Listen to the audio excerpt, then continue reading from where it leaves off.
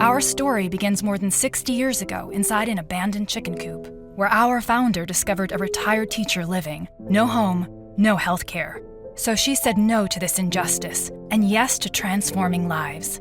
It's this drive, this compassion, that inspired AARP. Today, we empower people to choose how they live as they age. As a wise friend and fierce defender, we advocate for better health, financial security, and stronger communities. AARP, join us in making a difference. Some of the ingredients of American soul food can be found in your backyard. Items like kale, Swiss chard, and mustard greens can grow easily in any setting.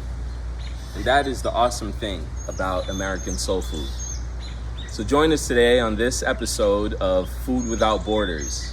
We're welcomed into the backyard of our co-producer, Fizika Group.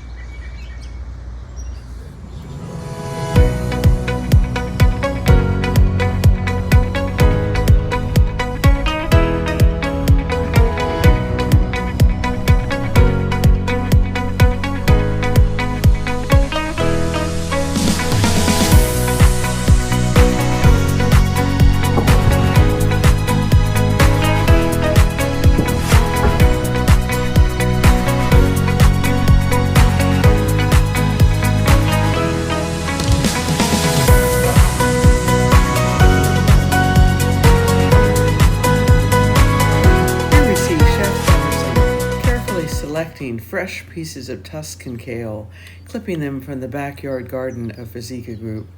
As he clips each leaf, he's thinking about how many people am I going to feed with my Gumbo Z'herbes. I want to make sure I have enough fresh vegetables to feed everyone with my dish. So the first step in preparing your Gumbo Z'herbes is to prepare your herb sachet. Sachet comes from the term, a French term, sachet d'épices, which means small bag of spices. And so that's what you'll see us prepared. We're gonna put together this herb sachet using, we'll use 2 bay leaves, allspice berries, and fresh thyme. So the next step in preparing our Gumbo Z'herbes is putting together the holy trinity of soul food. So we have white onion, we have a green bell pepper, and we have celery. I'll start off with the onion, and I'm gonna cut this. And I'm making these slits, cutting them all about the same thickness. That way the onion cooks evenly, cooks at the same time all throughout. And from here, now I'll dice.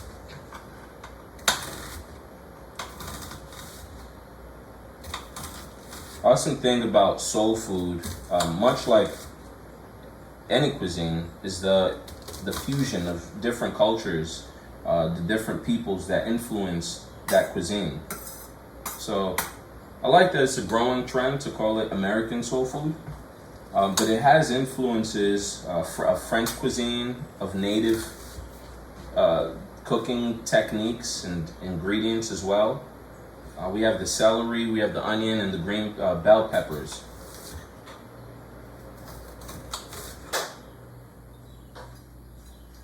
And again, as the Creoles say, this is the holy trinity of soul food. Holy trinity of Creole cooking, as some would say it also. So that was the white onions we diced up. Next, gonna cut up the green peppers. Move this to the side. Make room. And so for this recipe of our Gumbo Z'herbes, I'm gonna use half of this small head of green cabbage. And we're gonna chop this cabbage up into about 1-inch cubes. And just like with everything else, we want it even so that it cooks even. I'll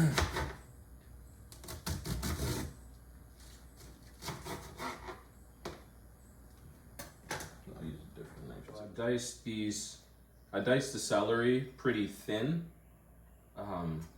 Again, celery doesn't have a strong, overwhelming flavor. It is fresh. I don't know. I think of effervescent. I think that's how you pronounce it. Is that how you pronounce it? And so I don't add in like big chunks of celery. So the history that I'm familiar with, and that is fact, it's true, is that gumbo comes from a word in KiKongo. And so KiKongo means the people of Congo. It's the language that the people of Congo speak. And so it's one of our oldest languages. There are hundreds of variations of KiKongo. And so in that language, the word for okra is ngombo. And then there's another dialect called Lingala that's a more modern language. And in Lingala, the word for okra is ndongo. And I won't go so much into the history with that, but okra comes from Angola. It comes from that region. The word gumbo follows the people that traveled or that were taken from Angola and brought to the deep south. And so in New Orleans, you have gumbo, and you have other items also that we'll talk about, including the red drink that we're going to prepare. And in my region, in our country, we call it, in Kongo, let me say, we call it ngai. And so Angola was a subsidiary to the Kingdom of Congo. The Kingdom of Congo housed what we now call 5 different countries, were all under this kingdom. So Cameroon, Gabon, Angola, Central African Republic, if I'm not mistaken. All 5 were under the Kingdom of Congo. So the people followed, and they brought this food because they knew that okra could grow anywhere. And the Portuguese were in pursuit of things like green pepper. And when they came across okra and realized that it's an even more sustainable crop than green peppers, they knew they found something special.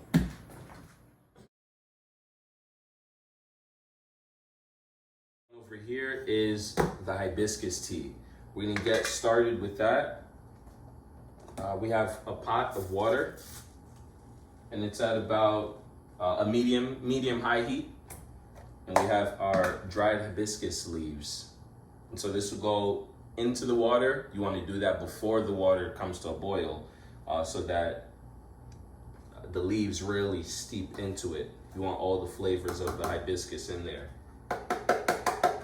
And these dried hibiscus leaves are very strong, so it doesn't take a lot to, get that red color in your drink. So that's where we're starting. We're gonna have this boiling, and after it comes to a boil, we'll let that keep going at about the same heat for another 10 to 15 minutes.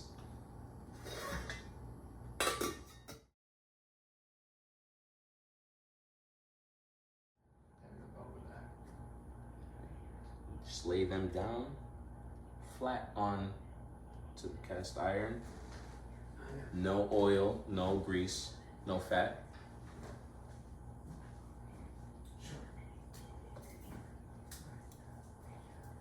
Just like that. While the okra is cooking and the tea is continuing to simmer, Chef Emerson gets ready to prepare the Gumbo Z'herbes. In this next step of making our Gumbo Z'herbes, first step, in fact, the pan is on. I have it at about a medium heat because we're gonna get that butter smoky. We want it to just about smoky. So we'll have the butter, 2 sticks, about 8 minutes, and then we'll sprinkle in the all-purpose flour.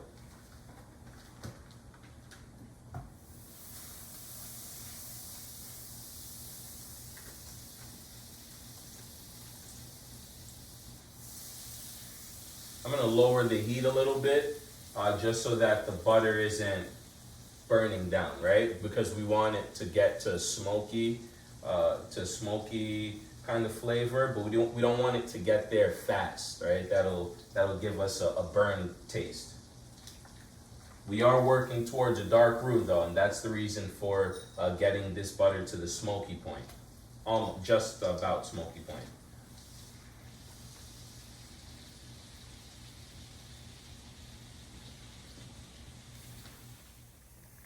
Electric burners. Fat over. So our roux is now at that color we like. This is a milk chocolatey color that's mentioned in the recipe. And at this point, we're ready to add our onion, green peppers, celery, and shallot. Now that we've added in our green bell peppers, diced green bell peppers, and I added the salt, I added ground black pepper, again to build up the flavor of each of those ingredients, the salt, the green pepper, now celery.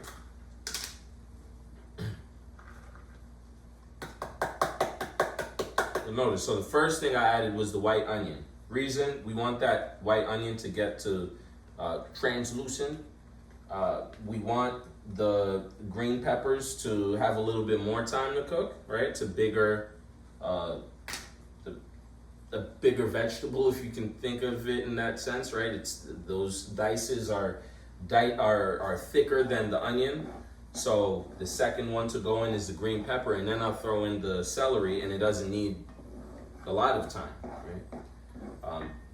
And so the celery's in, and I'll add a little more salt, building up the flavor.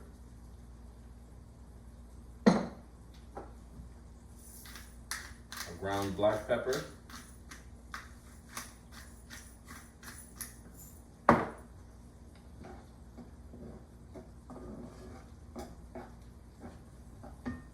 That's a nice dark color. Very dark roux. Our hibiscus tea is now done boiling. We're gonna turn the heat off and let that cool down on the stovetop or on the cooling rack. And after it cools down, then you can transfer that to your dispenser and put that in the freezer for some time, or you can put it in your refrigerator overnight for a few hours. And next step, now we're back to our gumbo portion. We are adding in our shallots.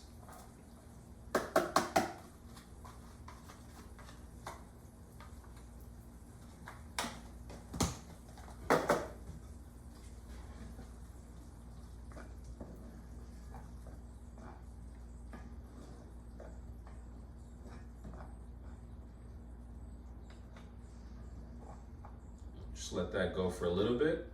Remember, I lowered the heat, and so I will raise the heat up now.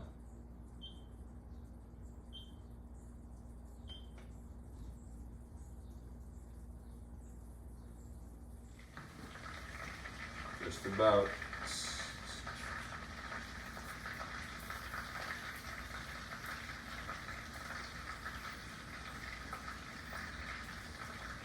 And so the okra will serve it as you could have it as a side. You can garnish it on the gumbo when you serve it into your pot for your guests. And it's a really beautiful display to just have that charred okra sitting on top of that nice dark roux Gumbo Z'herbes.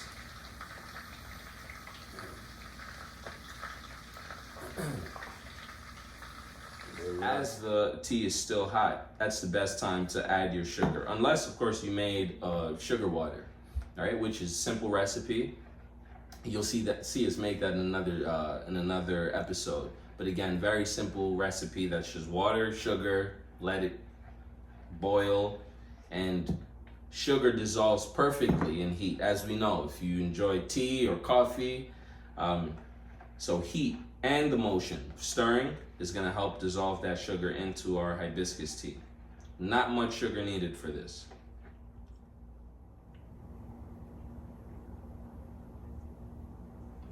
I like to add those vegetables in again by thickest, right? Thickest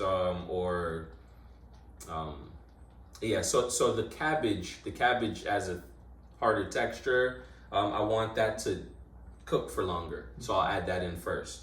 And then I added in our collard greens. Again, it's a bit thicker of a bite than the kale. Kale feels a bit lighter, and so I chose to add the collard greens in before the kale, and then I'll add our turnip greens, which to me I can describe it as a little more fluffy. Not fluffy at all, but it's lighter, and so I'll add that into the end. And now we're adding our turnip greens.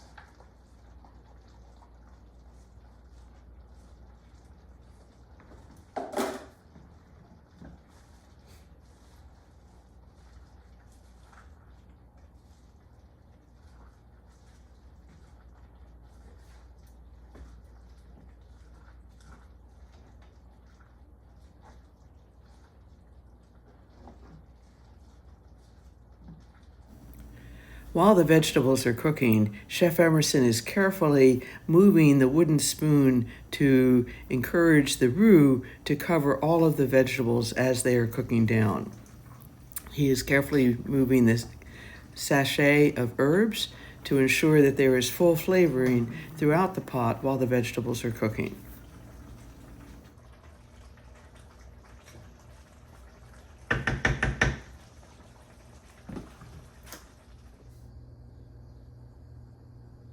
And here is the finished product, a simmering pot of Gumbo Z'herbes prepared in a cast iron pot by Chef Emerson. The recipe follows the instructions that he showed us in this video and can be downloaded when you download the video on our YouTube channel. For presentation purposes, we served it in a big white open bowl with the charred okra adorning it as Chef Emerson recommended. We also recommend serving it with hot cornbread made easily in your oven. And what better drink to top off or to complement your Gumbo Z'herbes than a fresh, cold glass of hibiscus tea? We made these foods during the nation's celebration of Juneteenth. We recommend American soul food as a way of honoring the historic past of emancipation and the end of slavery.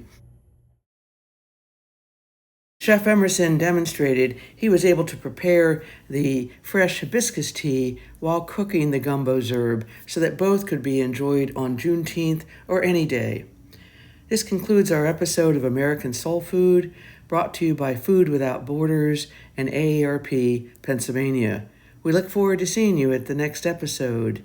Eat well and stay healthy.